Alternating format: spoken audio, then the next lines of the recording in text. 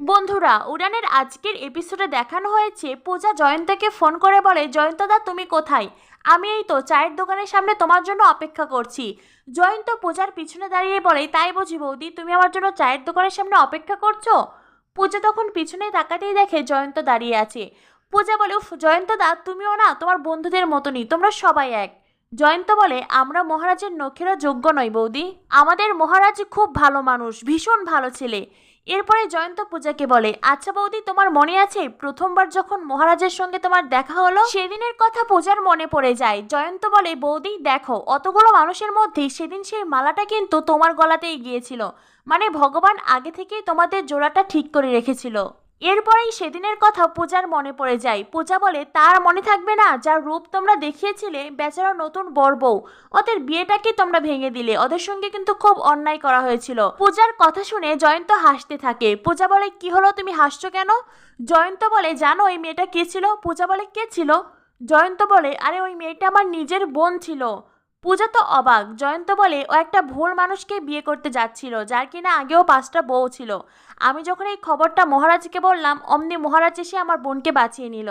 আর তারপরেই শেষ ওই লোকটা যে মেয়েটাকে বিয়ে করেছিল, সেই মেয়েটাকে আমার বোনের সামনে দাঁড় করিয়েছে। তখনই তো সবকিছু আমার বোন বুঝতে পারলো। মহারাজ এমনই, মহারাজ সবার বিপদে ঝাঁপিয়ে পড়ে, কিন্তু মহারাজকে কেউ বোঝে না, সবাই ওকে ভুল বোঝে। পূজা এতদিন মহারাজকে গুন্ডা ভাবতো, শুধু তার খারাপ দিকগুলোই পূজা দেখতে পেয়েছে, কিন্তু জানে না সেই খারাপ কাজগুলোর আসলে খারাপ ছিল না, তার পিছনে একটা মহৎ উদ্দেশ্য ছিল। একটু একটু করে মহারাজকে জানছে পূজা। এরপরেই পূজা জয়ন্তকে বলে, জয়ন্তদা, আমি তোমাকে এখানে ডেকেছি একটা কাজে, তোমাকে আমাকে একটা সাহায্য করতে হবে। জয়ন্ত বলে, কি বলো, তুমি যা বলবে তাই শুনতে রাজি। পূজা বলে, আচ্ছা তোমার বন্ধুটি কাকে খুন করেছিল আর কেন খুন করেছিল? এই কথা শোনার পরে জয়ন্তরের মুখ শুকিয়ে আসে।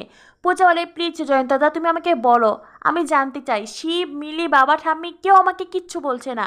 জয়ন্ত বলে, শিব, মিলি ওরা মনে হয় জানে না, আর বাবা ঠাম্মি জানেন, কিন্তু ওরা কখনোই বলবে না। আর বিশ্বাস করো বৌদি, আমিও সেইভাবে জানি না। আসলে কি বলতো বৌদি, আমি তো মহারাজকে সেইভাবে চিনতামই না, ছোটবেলায় তোর সঙ্গে আমার কখনো দেখাও হয়নি।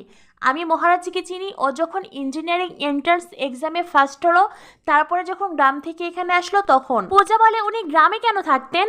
জয়ন্তদা বলে, আমি সত্যিই জানি না বৌদি, ও কখনো আমাকে এই সমস্ত কোনো কথা বলেনি। পূজা বলে, তোমরা যখন কেউ আমাকে কিছুই বলতে পারলে না, তখন আমি বাড়িতে গিয়ে মাকে এই সমস্ত কিছু জিজ্ঞাসা করব। জয়ন্ত বলে, কি তুমি মহারাজের মাকে বলবে? একদম নয়, উনি তো তোমাদেরকে পছন্দই করে না, মহারাজের সঙ্গে যা ব্যবহার করে, আর তোমাকে তো সহ্যই করতে পারে না। প্লিজ বৌদি, তুমি ওনাকে কিচ্ছু বলো না, উল্টো বকা খাবে। পূজা বলে, জানতেই হবে, উনিই তো আমাকে বলেছিলেন প্রথমে আমার বর একজন জেলখাটা আসামি। জয়ন্ত বলে, জানো তো বৌদি, আগে মহারাজের মা এমন ছিলেন না, জবের থেকে মহারাজ জুভেনাইল হোম থেকে বেরিয়েছে। পূজা বলে, জুভেনাইল হোম? সেটা তো অপ্রাপ্ত বয়স্কদের জেলখানা, তার মানে উনি জুভেনাইল হোমে ছিল? জয়ন্ত বলে, কেন বৌদি, তুমি জানতে না? পূজা বলে, না তো আমি জানতাম না, ওনার মা শুধু আমাকে বলেছিলেন উনি জেলখাটা আসামি, উনি খুনি, কিন্তু এই কথা আমাকে কেউ বলেনি।